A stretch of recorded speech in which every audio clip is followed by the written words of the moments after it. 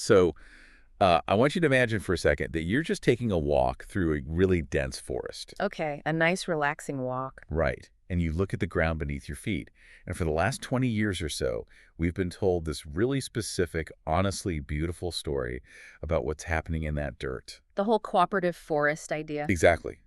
The popular narrative says that you are stepping onto a sprawling socialist utopia, that trees are essentially talking to each other, that they share food. Right. We hear constantly about these ancient, majestic mother trees, using this underground internet of fungi to lovingly nurse their struggling seedlings, like helping them through droughts or deep shade. It is a gorgeous idea. It is. It's deeply comforting. It makes us feel good about nature.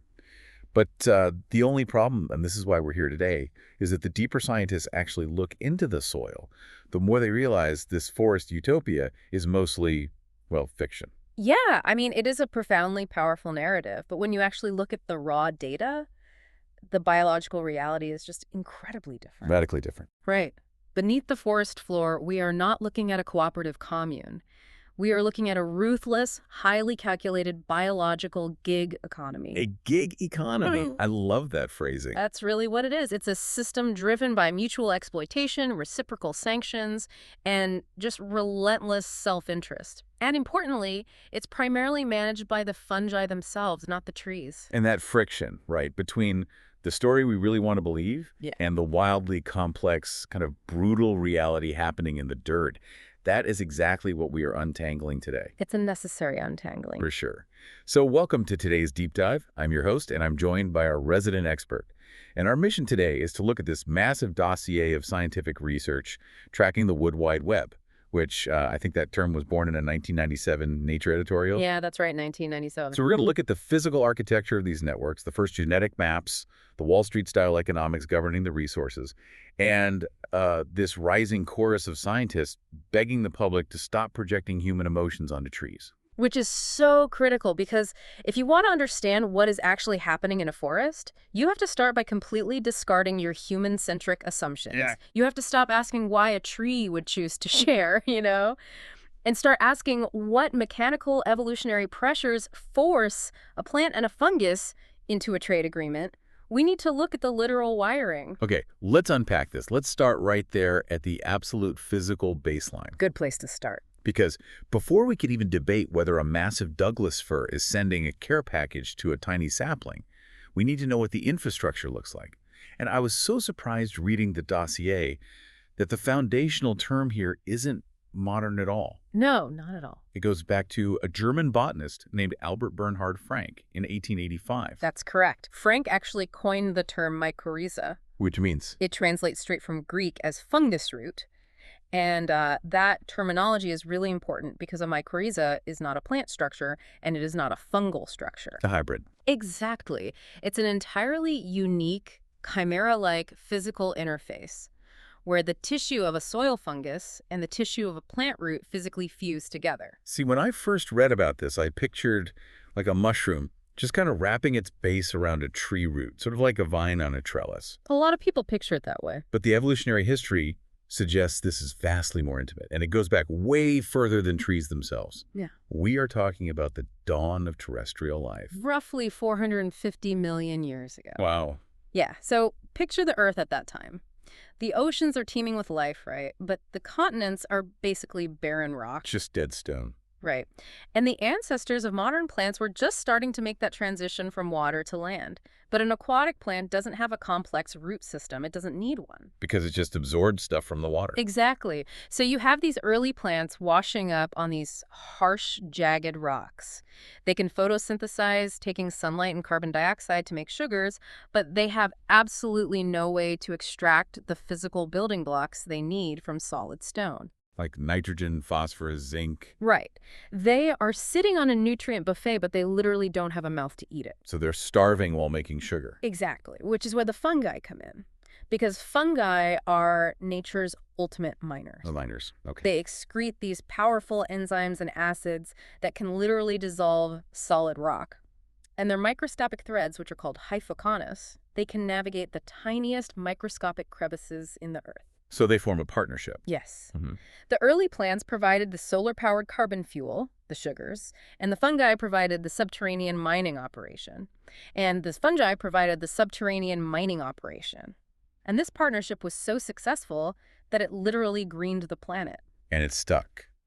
The Huh? dossier notes that, 80 to 90% of all land plant species today form some version of this mycorrhizal relationship. Yeah, 80 to 90%. That's wild. It's not just some rare phenomenon you only find in untouched rainforests. If you Wow. go pull a weed out of the sidewalk or, harvest a stalk of corn, there's a 90% chance its roots are physically fused with a fungus. It is the absolute baseline condition of terrestrial life. But, and this is key, the architecture of that fusion, the literal hardware of the Wood Wide Web, it is not universal. Right, there are different types. When you look at this on a microscopic scale, they generally fall into two distinct categories. And understanding them is crucial for understanding forest dynamics. Okay, let's get into the two categories. The first, and by far the most common globally, are the arbuscular mycorrhizal fungi. The AM fungi. AM fungi, yes. I want to slow down here and really visualize this, Yeah. because the mechanics of the AM fungi blew my mind when I was prepping for this deep dive. They are intense. They belong to this very ancient single lineage called Glomeromycota, and they partner with most herbaceous plants, grasses, crops, and some trees. Tell me what happens when a microscopic thread of an AM fungus encounters a plant root in the soil, because it doesn't just shake hands. No, it mounts an invasion. An invasion. It is a profound breach of biological boundaries. When the fungal hypha, which is thinner than a human hair, just a single file of cells, when it makes contact with the outer epidermal cells of the plant root, it begins to push inward. It excretes enzymes to soften the tough outer wall of the plant's root cortical cell. Okay. And then it physically breaches that wall. It pushes entirely inside the plant cell. Okay, so if you think about basic biology, breaching a cell wall is like the textbook definition of a pathogen. Exactly. If a bacteria does that, the plant's immune system should immediately trigger a massive localized defense response. Blast the invader, wall off the cell, stop the infection. Why doesn't the plant destroy this fungus? Because there is this highly complex chemical dialogue happening just before the breach. Like a secret handshake? Pretty much. As the fungus approaches, it releases signaling molecules into the soil. These are often called my-like factors. Don't like factors, got it. The plant's root has specific receptors tuned to those exact molecules. So when the plant detects the my-like factors, it essentially lowers its drawbridge. It recognizes the fungus not as a pathogen, but as an authorized trading partner. So it actively suppresses its local immune response to allow the fungus to enter. So the fungal thread punches through the rigid cell wall. Yeah. And I want to make sure I have this right. It doesn't pierce the soft inner cell membrane, right? Correct. And that is a crucial anatomical distinction. Walk us through that. Think of a plant cell like a balloon sitting inside a cardboard box. Okay, cardboard box is the rigid wall. Right. And the balloon is the delicate cell membrane holding all the plant's cellular machinery. The fungus pierces the cardboard box, but then it just pushes against the outside of the balloon. It doesn't pop it. It invaginates the membrane. As it pushes deeper, the fungal thread branches out repeatedly, creating this microscopic, incredibly dense, tree-like structure inside the space between the wall and the membrane. And the structure is called an arbuscule, which literally means little tree, right? Yes, little tree. I love the fractal nature of that. You have a microscopic fungal tree growing inside the root cell of an actual tree. It's beautiful. But the geometry serves a very specific physical purpose. By branching out into thousands of tiny fingers, the arbuscule massively increases the surface area of contact between the fungus and the plant's cell membrane. To maximize the trade. That vast surface area is the loading dock. It is the exact physical location where the trade of resources takes place. Okay, so that covers the AM fungi, which is the vast majority of plants. But the dossier highlights a second major architecture, and this is the one that becomes incredibly important when we start talking about the dense wild forests, the Pacific Northwest, the boreal forests. Right, the ectomycorrhizal fungi. Or ECM fungi. Yeah, And they operate with a completely different construction philosophy. they do. Unlike the ancient AM fungi, the ECM fungi are a wildly diverse group of species that evolved this lifestyle much later. Oh, When you step into a forest and you see a classic mushroom, a chanterelle, a porcini, an amanita with the red cap and white spots. classic Mario mushroom. Exactly. You are usually looking at the fruiting body of an ECM fungus, and they dominate the roots of classic forest giants, oaks, pines, birches, Douglas fir. And the prefix ecto means outside. Outside, yes. These fungi do not breach the plant's cell walls. So how do they establish a trading surface if they don't break in? They swarm the root. Swarm it. When an ECM fungal network encounters a young root tip, the hyphae wrap around it completely. They form a dense, physical sheath called a mantle. Like a glove. Yeah, it looks a bit like a thick fungal glove fitted tightly over the root. And from that external mantle, the hyphae push inward, but instead of piercing the cells, they force their way between the outer cortical cells of the root. Oh, they just squeeze in between them? They weave through the intercellular spaces, prying the plant cells apart slightly to create this complex, highly branched labyrinth of fungal tissue wrapping around the individual plant cells. The dossier calls that structure a Hardig net. Yes, named after a 19th century forest biologist. So instead of a fungal tree inside a single cell, you have a sprawling fungal net encasing the cells from the outside. But the underlying physics of the trade are identical to the arbuscules, right? Exactly identical. The Hardig net provides a massive, intimately close surface area across which molecules can be passed back and forth. Okay, so let's talk about those molecules, because for a long time, the biological ledger book on this trade seemed pretty straightforward. It was a simple swap. Carbon for soil minerals. A simple barter system. Right. The tree pulls carbon dioxide out of the air, uses the sun to bake it into sugar, and ships that sugar down to the roots. The fungus, which lives entirely in the dark and can't photosynthesize, takes the sugar. And in exchange. In exchange, the fungus uses its massive network, which acts like a wildly efficient, microscopic secondary root system to mine water, nitrogen, and phosphorus, and hands those up to the plant. That was the accepted paradigm for decades. A simple, elegant carbohydrate for mineral transaction. But the mechanics of how that trade is executed have undergone a massive scientific revision recently. Which brings us to the 2017 breakthroughs. Yes. And I gotta say, this is one of the most staggering things I read in the preparation for this dive. Yeah. 2 independent teams of researchers, Zhang and colleagues, and Lugenbriel and colleagues, both published papers in the journal Science within months of each other. Back in 2017. Right. And they were looking closely at those AM fungi, the ones forming the arbuscules inside the cells. And they realized that paying the fungus in sugar was only half the story. They discovered a profound biological dependency that completely reshapes how we view the power dynamic between plant and fungus. It's wild. By sequencing the genomes of these AM fungi, researchers noticed a glaring omission in their DNA. The fungi were missing the genetic instructions required to synthesize complex lipids. Lipids being fats. Yes, specifically, they lack the pathway to create 16 carbon fatty acids. I really want to break down why that is so critical for you listening. Every living cell on Earth, whether you are a human, a plant, or a fungus, requires a cell membrane. It's the boundary of the cell. Right. And that membrane is constructed out of a double layer of lipids, fatty acids. So if a fungus wants to grow, if it wants to extend a hyphae even 1 millimeter further into the soil to find a new pocket of phosphorus. It has to build more cell membrane. Exactly. And to build a membrane, you need lipids. Which they can't make. Right. So if you are a fatty acid autotroph, meaning an organism that cannot synthesize its own essential fats, you are fundamentally paralyzed. You cannot grow your own body without a donor. And the researchers used isotope tracking to prove this, didn't they? They did. They tagged carbon atoms with a heavy isotope, fed them to the plant, and tracked exactly what molecules the plant synthesized and shipped down to the arbuscule. And the mass spectrometry results were undeniable. Totally undeniable. The plant was not just handing over simple sugars for energy. The plant's root cells were actively manufacturing complex, ready to use fatty acids, and pumping them directly across the arbuscular interface into the fungus. And the fungus then immediately incorporated those plant-made fats into its own expanding cellular membranes. The implications of that are wild to me.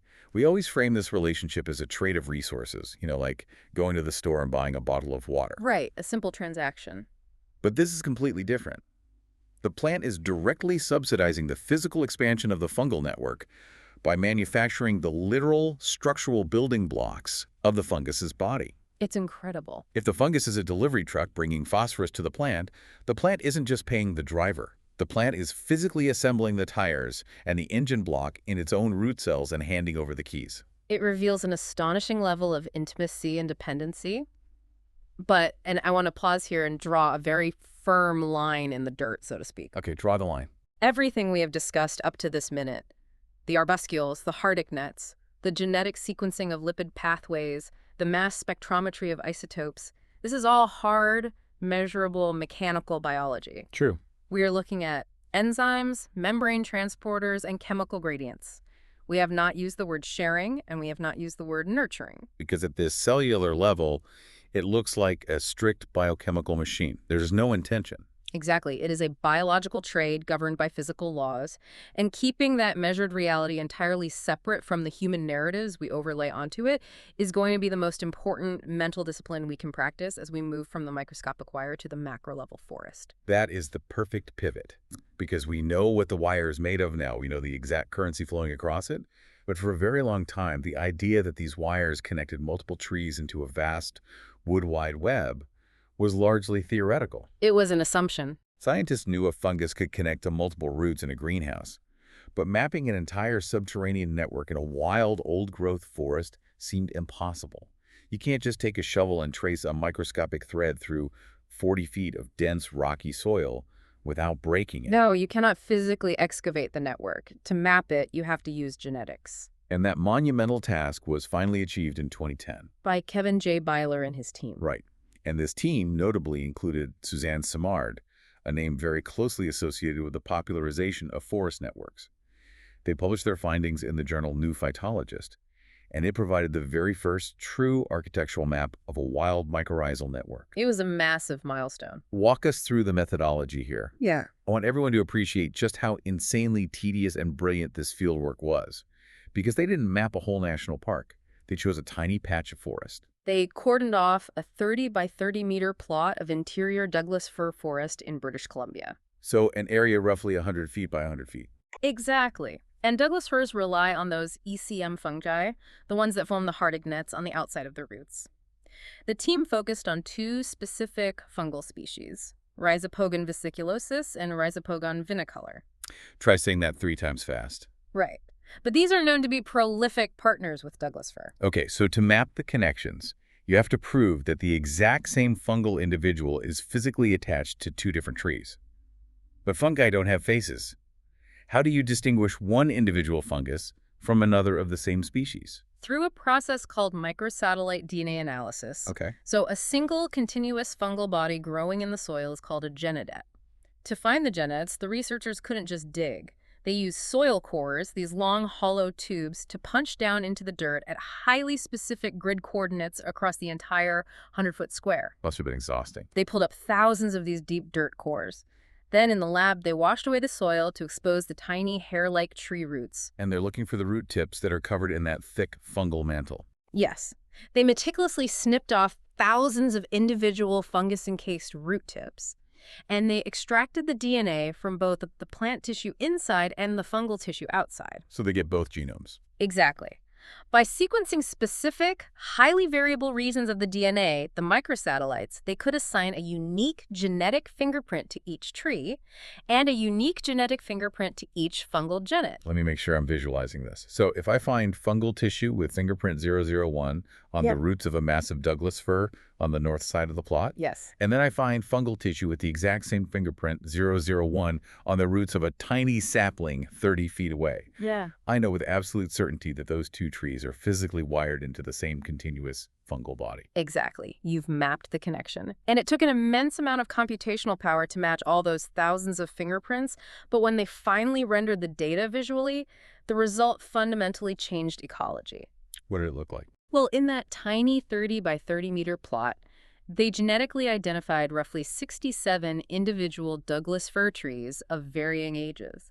And they found that almost every single tree in that plot was physically linked into a single contiguous web by those 2 Rhizopogon species. The visualization of this map is striking in the dossier. It doesn't look like a neat grid. It looks incredibly chaotic, but with a very specific underlying mathematical structure. Network scientists refer to the topology they found as heavy-tailed or hub-and-spoke. Like a subway map. Exactly like that. The connections were vastly uneven. The small young saplings sitting in the deep shade of the understory were located on the periphery of the network. They were maybe connected to the web through one or two fungal genets. Probably old trees. The old, massive trees in the canopy were acting as massive centralized hubs. And there was one data point from this study that became the absolute anchor for the entire Wood Wide Web movement. The 94-year-old tree. Yes. In this tiny plot, they found one massive Douglas fir, roughly 94 years old. Through the genetic fingerprinting, they proved that this single tree was directly, physically linked to 47 other trees in the immediate area. Wow. And it wasn't just using a single fungal cable to do it. It was connected through 11 distinct fungal individuals. That 94-year-old tree was essentially a biological Grand Central Station. And this map, this visual representation of the old giant plugged into all the surrounding babies, this is the exact genesis of the mother tree concept. It is.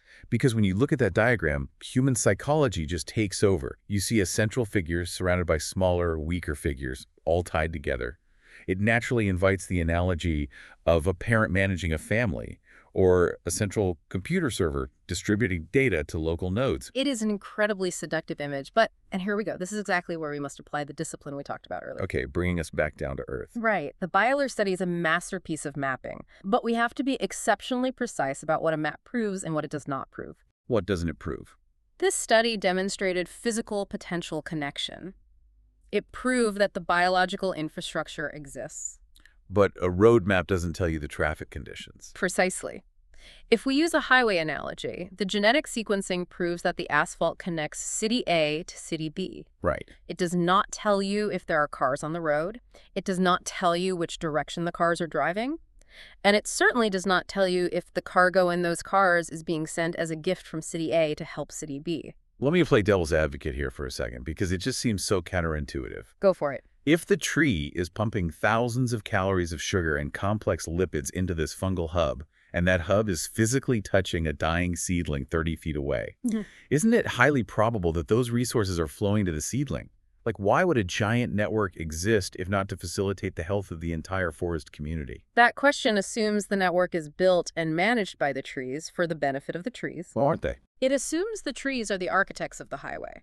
But what if the fungi are the architects? To understand why resources might move from a dominant tree to a shaded seedling, we have to stop looking at the trees as parents and start looking at the fungi as ruthless, self-interested economic brokers. Which brings us to the economic reality of the dirt. Yes, the market theory. Because if we accept that the physical tracks are laid down, we have to figure out who is actually operating the switchboard. And this is where the romantic narrative of the sharing forest collides violently with biological market theory. The leading figure in this pivot is an evolutionary biologist named E. Toby Kiers. Right, the 2011 paper. In 2011, she and her colleagues published a landmark paper in Science that sought to answer exactly how resources are negotiated at that microscopic interface. Okay, break that down for us.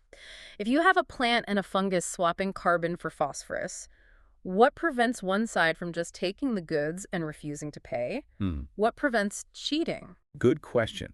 How did she test this? Because you can't just look at a wild forest. There are way too many variables. How did Kiers design a market experiment for a fungus? It was brilliant. They worked with the AM fungi, the ones that form arbuscules, and they created these highly specialized, compartmentalized petri dishes using in vitro root organ cultures. Compartmentalized petri dishes. Essentially, they had a central compartment containing a plant root. The fungal network connected to that root was allowed to grow outward into several separate surrounding compartments. Okay, so the fungus is branching out into different little rooms. Exactly. And the brilliant part was that the researchers could independently control the amount of phosphorus available in each of those outer fungal compartments. Oh, so they are artificially creating a scenario where one part of the fungus is sitting in a gold mine of phosphorus, and another part of the exact same fungus is sitting in a barren desert. Exactly. They're manipulating supply. Then, they used incredibly advanced tracking techniques, specifically quantum dots that fluoresce in different colors, and radioactive carbon isotopes. Quantum dots. That sounds very sci-fi. It allows you to track molecules at a microscopic level. So they use them to track exactly where the plant sent its carbon and where the fungus sent its phosphorus. And what they found out is that the plant is an incredibly shrewd negotiator. The plant operates with a strict pay-for-performance model. Pay for performance. A single root system is usually colonized by multiple different fungal hyphae. Kiers' team proved that the plant can detect, on a microscopic, localized level, exactly which fungal thread is delivering a high volume of phosphorus and which thread is being stingy. But wait, how does a plant which doesn't have a brain, doesn't have a central nervous system, how does it actually detect this and respond? It is a chemical feedback loop governed by membrane transporters. When a fungal arbuscule dumps a load of phosphorus into the plant cell, it triggers a cascade of gene expression in that specific local cell. Okay. The cell responds by increasing the concentration of sugar and lipid transporters on its side of the membrane, so it physically pumps more carbon into that specific high-performing arbuscule. And what happens to the lazy fungus? The one in the barren compartment that has no phosphorus to trade. The plant enacts a mutual sanction. A sanction. Yes. If the arbuscule stops delivering minerals, the plant chemically restricts the carbon transporters in that specific cell. It literally cuts off the food supply, starving that specific fungal thread while redirecting its carbon budget to the highly profitable fungus next door. So the plant is actively policing the market. Mm. But the truly terrifying and amazing part of this study is that the fungus is doing the exact same thing in reverse. Fungi are completely decentralized organisms. They don't have a brain either, but they are constantly making complex spatial calculations about resource allocation. How so? In Kiers' experiments, they found that if a fungal network is connected to two different plant roots, and researchers artificially shade one root so it can't produce as much sugar, the fungus immediately senses the drop in payment. And it sanctions the plant. Instantly. The fungus actively redirects its phosphorus flow away from the shaded, low-paying root and channels it exclusively to the sunlit root that is paying a premium rate of carbon. The fungus is aggressively optimizing its own carbon intake. This completely upends everything. We went into this deep dive picturing a Disney movie where the big tree lovingly drops a care package into the network for a baby tree. Right. But what Kiers is describing isn't a family. It is a biological gig economy. The fungi are freelance commodity brokers. They are operating on Wall Street logic. It is a market driven entirely by self-interest. Now let's take that market logic and apply it back to that Byler map of the Douglas fir forest. Okay, let's do that. You have the 94-year-old tree in the sun, pumping out massive amounts of sugar and lipids. You have the tiny seedling in the shade, struggling to survive. Let me play devil's advocate here again, because even if it is a ruthless market, forest ecologists have observed field scenarios where a seedling sitting in 90% shade somehow survives. That's true, they do. It shouldn't be able to photosynthesize enough to live, yet it persists. And isotopic tracing has occasionally shown that carbon from a dominant canopy tree ends up in the tissue of that shaded seedling. If the fungus is just a selfish capitalist, why would it take valuable carbon from the big tree and give to a seedling that can't pay it back? Doesn't that prove the big tree is acting like a nurturing mother? It doesn't prove it, because it ignores the long-term economic strategy of the fungus. Strategy. Why does a hedge fund manager invest in a struggling startup? Not out of charity, but for future yield. Portfolio diversification. Exactly. The dominant canopy tree is currently a massive source of carbon for the fungal network. But forests are volatile. Storms, disease. Right. What if that 94-year-old tree gets struck by lightning tomorrow? What if it falls victim to a bark beetle infestation? If the fungus allowed all the shaded seedlings around it to die, the death of the dominant tree would be a catastrophic loss of the fungus's only food supply. Oh, wow. I never thought about it like that. By taking a small percentage of the massive carbon wealth generated by the dominant tree and using it to subsidize the survival of a dozen struggling seedlings in the understory, the fungus is maintaining a diversified portfolio of hosts. It's an insurance policy. It is ensuring that if the main carbon source dies, there is a reserve of saplings ready to shoot up into the newly opened canopy gap and become the next major carbon suppliers. So the carbon moving from the old tree to the young tree isn't maternal care. It is a fungal taxation system. The fungus is farming the trees. It is dictating the flow of resources to maximize its own long-term survival. That is the interpretation supported by biological market theory. The network doesn't exist for the trees. The network exists for the fungus. The trees are just the engines plugged into it. I do want to make sure we represent the scientific debate fairly here, because our dossier notes a very specific caveat about Toby Kiers' market research. The gig economy model is brilliant, but it has boundaries. Yes, it is vital to note that Kiers' most definitive market experiments, the Petri dishes, the quantum dots, the strict reciprocal sanctions, were conducted primarily on arbuscular mycorrhizal systems. Those are the ancient fungi that penetrate the cells. Exactly. Furthermore, they were conducted in highly controlled laboratory environments. Right. And the giant Douglas fir network, mapped in the Canadian forest, is based on ectomycorrhizal fungi, the ones that form the hardig nets on the outside of the root. Exactly. While market dynamics undoubtedly play a role in ECM systems as well, extrapolating the exact, ruthless precision of a Petri dish AM experiment to a wildly complex ECM forest ecosystem is a massive leap. Because it's not a sterile vacuum. Right. The rules of engagement might operate differently when you factor in hundreds of competing fungal species, soil bacteria, changing weather, and massive long-lived trees. The science is still fiercely debating how aggressively these market rules apply in the wild. But the very existence of this fungal self-interest, the proven reality of reciprocal sanctions in at least a huge portion of the plant kingdom, it demands that we fundamentally question the default assumption of plant altruism. It certainly does. Which brings us to the final and perhaps most contentious part of our deep dive. The battle over vocabulary. Yes, the vocabulary on trial. If the measured science points toward reciprocal sanctions, biological gig economies, and fungal portfolio management, why does the entire world firmly believe that trees are nurturing their young? It's a huge disconnect. If you read a popular science book or watch a major nature documentary, the language is absolute. They state as a matter of unquestioned fact that trees intentionally share resources and warn their kin of danger. How did this story get so far away from the Petri dish? It is a fascinating case study in how science communication can derail. In 2023, the journal Nature, Ecology, and Evolution published a comprehensive critique authored by 3 prominent researchers, Justine Karst, Melanie D. Jones, and Jason D. Hokrima. And they didn't just conduct a new experiment, right? No, they conducted a massive forensic audit of the existing literature. They reviewed decades of published papers to see if the bold claims being made in the press were actually supported by the data. Exactly. Their core argument was a plea for scientific discipline. They argued that the functional claims about common mycorrhizal networks, the CMNs, have vastly outpaced the verifiable field evidence. The dossier breaks down their critique into a few major pillars. Let's start with the one that hurts the most to debunk, the kinship and signaling dispute. Right.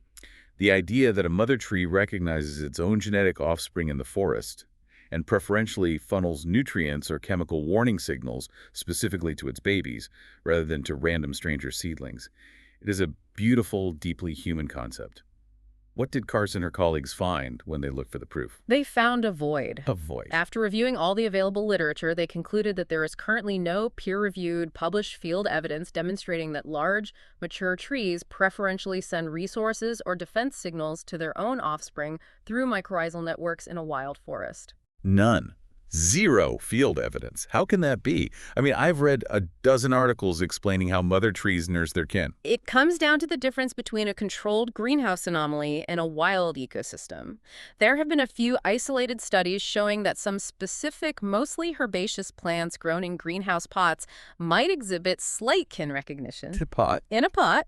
But taking a faint signal observed in a potted tomato plant or a tiny seedling in a sterile lab and claiming that it proves mature, century-old Douglas firs are actively nursing their genetic offspring in a chaotic, fiercely competitive wild forest. That is an unsupported, massive scientific leap. But surely the network provides a net benefit to the seedlings, right? I mean, even if the mother tree isn't playing favorites with her own kin, the popular idea is that being plugged into the network helps the little guys survive the harsh understory. Did the review at least validate that? Even that foundational claim was heavily disputed by the data. When Karst and her team looked at field studies measuring the actual survival and growth rates of seedlings plugged into CMNs versus seedlings kept isolated from the networks, the results were incredibly mixed. Give me an example of the network actually harming a seedling. Because we always assume a connection is good. In many field observations, being plugged into the network was detrimental. Really? Yeah. Why? Because a network is a two-way street. If a tiny seedling plugs its roots into a massive fungal web that is dominated by a giant canopy tree, the giant tree, with its massive transpirational pull, can essentially act like a vacuum, Oh, wow. sucking water and nutrients away from the seedling through the fungal pipes. So the big tree is actually stealing from the baby. It can happen. In other cases, the fungus itself simply parasitizes the weakened seedling, draining its meager carbon reserves without giving anything back, ultimately killing it. The review found that the effects of the network are context-dependent, wildly variable, and driven by competition, not communal support. So if the data is this messy, this contradictory, and this ruthless, how did the socialist utopia narrative become the dominant biological law in the public consciousness? The critique points the finger at a phenomenon known as positive citation bias. Citation bias. It is a dangerous feedback loop in scientific literature where charismatic, narrative-friendly results get continuously amplified, while neutral, mixed, or contradictory data gets systematically ignored. Walk us through the anatomy of a citation bias. How does a game of scientific telephone actually start? Imagine a researcher publishes a highly rigorous but cautious paper. They observe a tiny transfer of a carbon isotope between two potted seedlings in a greenhouse. Good. Their conclusion states, under these highly controlled, sterile conditions, we observed a minor movement of carbon, which could suggest a potential pathway for resource exchange, though the ecological relevance remains unproven. Very standard, very hedged scientific language. Exactly. But 2 years later, another researcher writes a paper, cites that original study, and writes, previous research demonstrates that plants share resources. Oh, they dropped the caveats. They drop the greenhouse context completely. 5 years later, a third paper cites the second paper and declares, it is an established ecological mechanism that mature trees cooperatively nurture seedlings via fungal networks. And then a journalist reads that third paper, assumes it is settled science, and writes a best-selling book about how forests are families. Precisely. The narrative snowballs. The complex, contradictory field data. The studies showing seedlings dying on the network, the studies showing fungal parasitism, they don't fit the beautiful, emotionally resonant story, so they just stop getting cited. They just bury the data. Karsten and her team argued that the scientific community itself has fallen victim to this bias, actively burying the messy reality in favor of the comforting metaphor. Which begs a massive philosophical question. Think about the vocabulary we're using. Share, cooperate, nurture, communicate, mother tree. These are not objective scientific terms. Not at all. They are deeply saturated with human intention, morality, and emotion. When I hear mother tree, I don't picture a dominant organism monopolizing a local nutrient gradient. I picture a loving parent. Is this just scientists being overly pedantic about language, or does using a word like sharing actually damage our ability to do good science? The researchers authoring this critique argue that it causes profound damage. When you ascribe human altruism to a blind biological process, you effectively shut down scientific curiosity. You stop looking for the actual evolutionary mechanism. Because you think you already understand the motive. Exactly. If I ask, why did the carbon move from tree A to tree B, and the answer is because they're sharing, the investigation is over. Sharing is nice. End of story. But nature does not operate on nice. It operates on evolution, adaptation, chemistry, and survival. If we just accept the sharing narrative, we completely miss the breathtaking alien complexity of Toby Kiers' biological markets. Right. We miss the astonishing reality of chemical receptors, membrane transporters, and mutual sanctions happening at a cellular level. By insisting on humanizing the forest, we actually diminish its brilliance. We reduce a complex, multi-species economic war into a simplistic cartoon. So what is the mandate for us, the people who want to understand this? The mandate is to hold two things firmly apart. In one hand, you hold the mechanism, the physical architecture of the arbuscules and hard ignats, the measurable transfer of fatty acids, the genetic maps of the genets. That mechanism is astonishing, quantified, and real. And the other hand. In the other hand, you hold the vocabulary, the unproven claims of maternal care and intentional signaling. You must never let the vocabulary silently borrow unearned scientific credibility from the mechanism. A map of a network does not prove a utopia. That is so well said. We have covered an immense amount of ground today, diving deep into the dirt to fundamentally restructure how we view the natural world.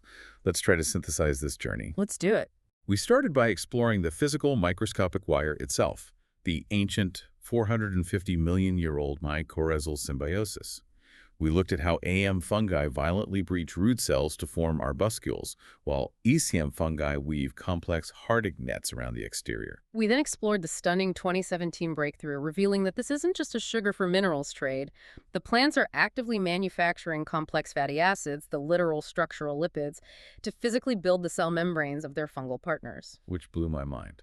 From that microscopic intimacy, we scaled up to the 2010 Byler study, walking through the grueling genetic microsatellite mapping that finally proved a wild forest is physically wired together, revealing that massive, heavy-tailed architecture with 94-year-old central hubs. But we immediately challenged the romantic interpretation of that map by introducing biological market theory. We looked at how fungi and plants use chemical gradients to police each other, enacting strict reciprocal sanctions in a ruthless gig economy market driven by fungal self-interest and portfolio management. And finally, we unpacked the 2023 Kiers critique, examining why rigorous scientists are pleading with us to abandon the mother tree vocabulary.